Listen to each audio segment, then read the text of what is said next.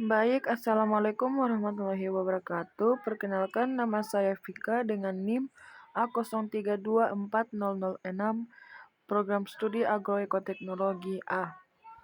Baik, halo semuanya. Kali ini kita akan membahas dua konsep penting yang sangat erat kaitannya dengan proses perubahan sosial, terutama di masyarakat pedesaan atau komunitas tertentu. Dua konsep itu adalah penyuluhan dan difusi. Mari kita sama-sama menyimaknya. Baik, yang pertama itu, apa itu penyuluhan? Penyuluhan adalah suatu proses pendidikan non-formal yang bertujuan untuk mengubah perilaku masyarakat melalui penyampaian informasi, ide, atau keterampilan baru. Biasanya, penyuluhan dilakukan oleh seorang penyuluh kepada kelompok sasaran, seperti petani, nelayan, ibu rumah tangga, atau komunitas tertentu. Tujuannya jelas, yaitu agar masyarakat bisa lebih paham, lebih sadar, dan akhirnya bisa melakukan perubahan positif dalam kehidupan mereka. Yang kedua yaitu tujuan dan fungsi penyuluhan.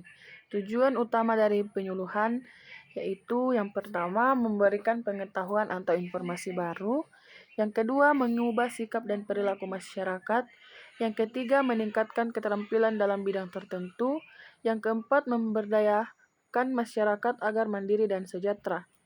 Penyuluhan bukan sekedar memberitahu, tetapi juga mengajak dan membimbing masyarakat untuk berpikir kritis dan bertindak.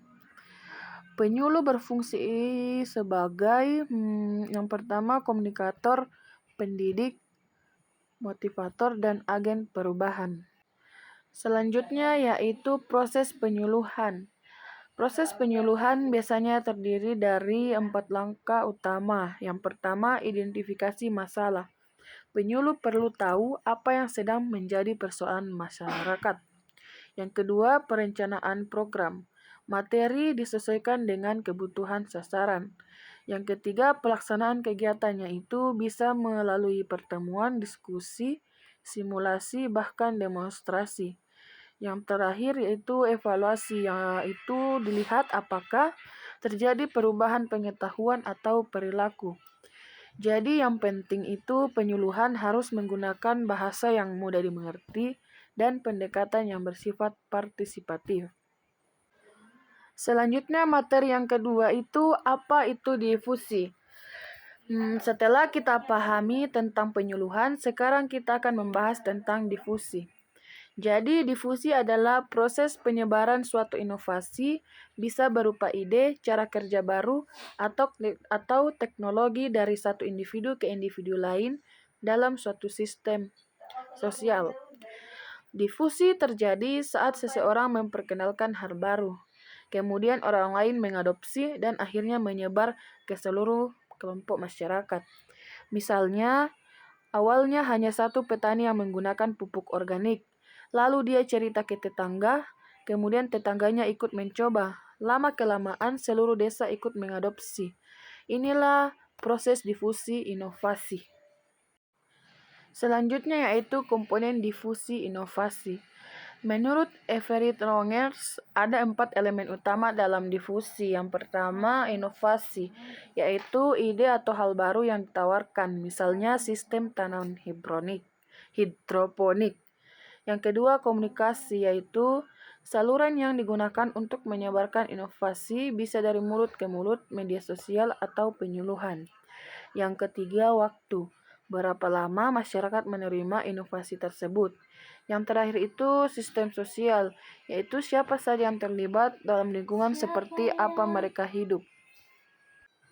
Selanjutnya, tipe penerima inovasi atau adopter. Menurut Rogers, masyarakat bisa dikategorikan menjadi 5 tipe saat menerima inovasi. Yang pertama, innovators, yaitu orang yang pertama mencoba hal baru. Yang kedua, early adopters, yaitu orang yang cepat mengikuti inovasi. Yang ketiga, early majority, yaitu baru tertarik saat sudah ada bukti keberhasilan. Yang keempat, lead majority, yaitu mengikuti setelah merasa tekanan sosial atau sudah sangat umum. Yang terakhir itu laggards, yaitu sangat lambat bahkan menolak inovasi sampai berakhir. Jadi setiap komunitas pasti punya campuran tipe-tipe ini. Dan juga penyuluhan adalah membantu mempercepat proses difusi, terutama di kalangan yang masih ragu. Jadi yang selanjutnya itu hubungan penyuluhan dan difusi. Penyuluhan memiliki peran besar dalam mempercepat difusi. Penyuluh bisa memperkenalkan inovasi secara langsung, menjelaskan manfaatnya, memberikan pelatihan, bahkan mendampingi masyarakat dalam proses penerapan. Tanpa penyuluhan, inovasi bisa saja berhenti di tangan segelintir orang saja. Contohnya, jika ada teknologi irigasi tetes yang hemat air, tapi tidak ada penyuluhan, mungkin hanya 1-2 orang saja yang menerapkannya. Tapi dengan penyuluhan yang baik, teknologi itu bisa cepat menyebar dan memberi manfaat besar bagi komunitas. Jadi kesimpulannya yaitu, penyuluhan adalah cara sistematis untuk memberikan pengetahuan dan mengubah perilaku masyarakat.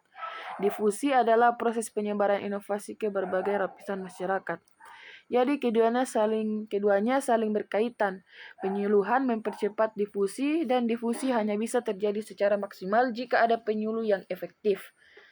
Jadi semoga penjelasan ini bermanfaat dan bisa membantu teman-teman dalam memahami bagaimana perubahan sosial bisa terjadi melalui penyuluhan dan difusi. Terima kasih. Assalamualaikum warahmatullahi wabarakatuh.